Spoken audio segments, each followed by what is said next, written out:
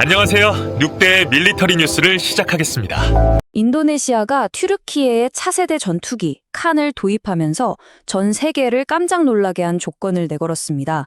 바로 미국 부품을 단 하나도 쓰지 말아달라는 건데요. 이건 단순한 기술적인 요구를 넘어서 아주 치밀한 지정학적 계산이 깔린 큰 그림입니다.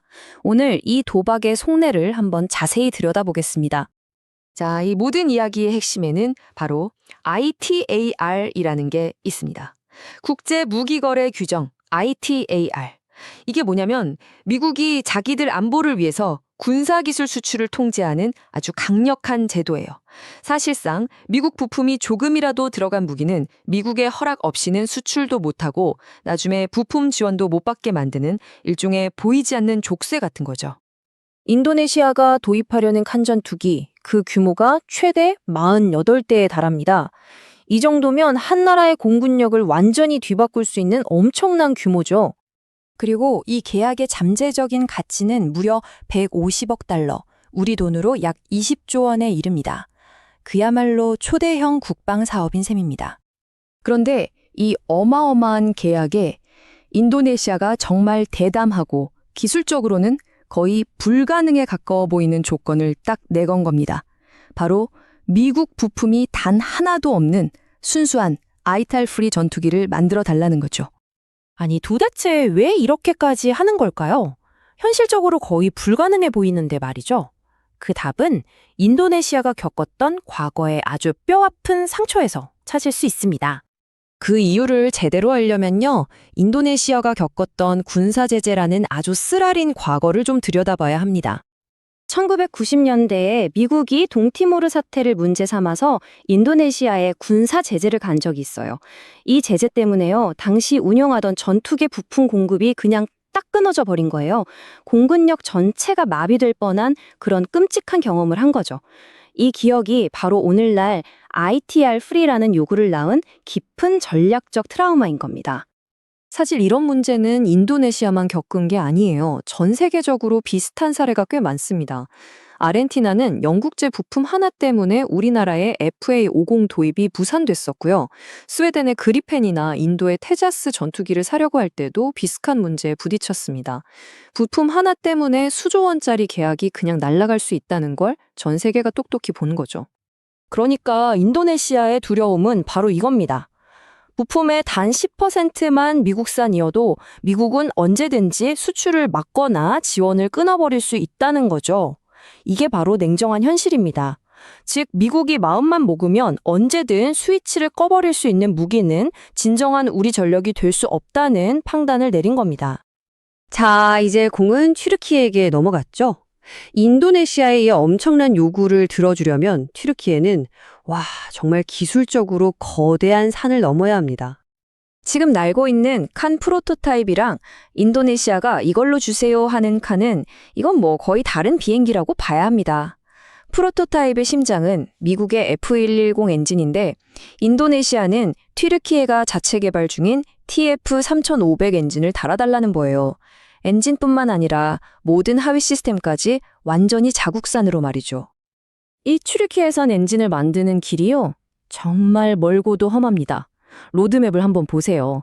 국산 엔진의 첫 지상 테스트가 2026년, 이걸 기체 통합하는 게 2032년, 그리고 실전에서 제대로 쓰려면 가장 빨라야 2036년입니다. 10년 이상이 걸리는 대장정인 거죠. 이게 결국 뭘 의미하냐면요, 엔진부터 항공전자, 무장, 소프트웨어까지 전투기 하나를 처음부터 끝까지 독자적으로 만들겠다는 풀스택 독립을 뜻하는 거예요. 이게 얼마나 대단한 거냐면 지금까지 5세대 전투기급에서 이걸 제대로 해낸 나라는 미국, 러시아, 중국 딱 3나라뿐입니다. 과연 튀르키예가 4번째가 될 수 있을까요? 그러니까 이 판은 이제 단순한 무기 거래가 아니에요. 양국의 미래가 걸린 정말 하이리스크, 하이리턴의 거대한 지정학적 게임이 되어버린 겁니다. 튀르키예 입장에선 이게 정말 엄청난 도박이죠. 만약 실패하면 칸 프로그램 자체가 흔들릴 수 있어요. 하지만 성공만 한다면 ITR 걱정 없는 5세대 전투기라는 완전히 새로운 시장을 혼자 독차지하게 되는 겁니다. 서방의 눈치를 보지 않고 독자적인 국방력을 원하는 나라들에게는 정말 매력적인 선택지가 되겠죠. 인도네시아의 전략도 정말 치밀합니다. 평소에는 F-15EX 같은 미국 전투기를 잘 쓰다가 혹시라도 남중국해 문제 같은 걸로 미국이랑 틀어지면 그때 미국이 절대 손댈 수 없는 이 ITR 프리칸을 비장의 카드로 딱 꺼내겠다는 계산이죠. 이걸 위해서라면 10년이라는 긴 기다림도 감수하겠다는 겁니다.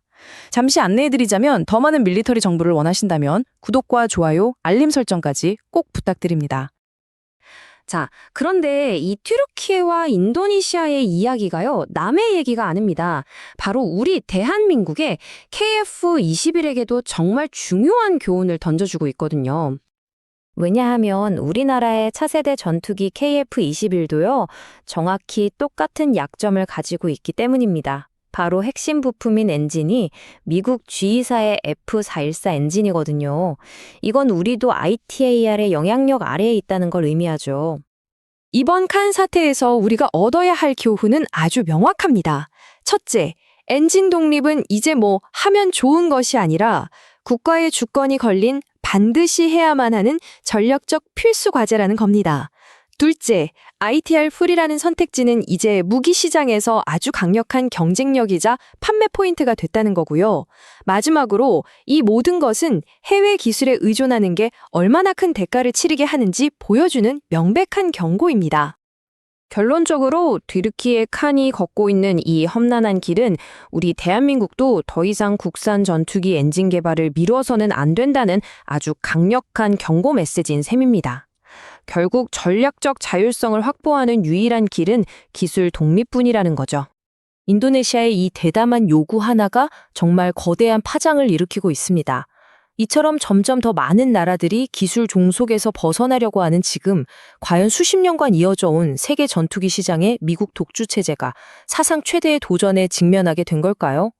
지금까지 코딩하는 늑대의 밀리터리 이야기였습니다. 구독, 좋아요, 알림 설정 부탁드립니다. 감사합니다.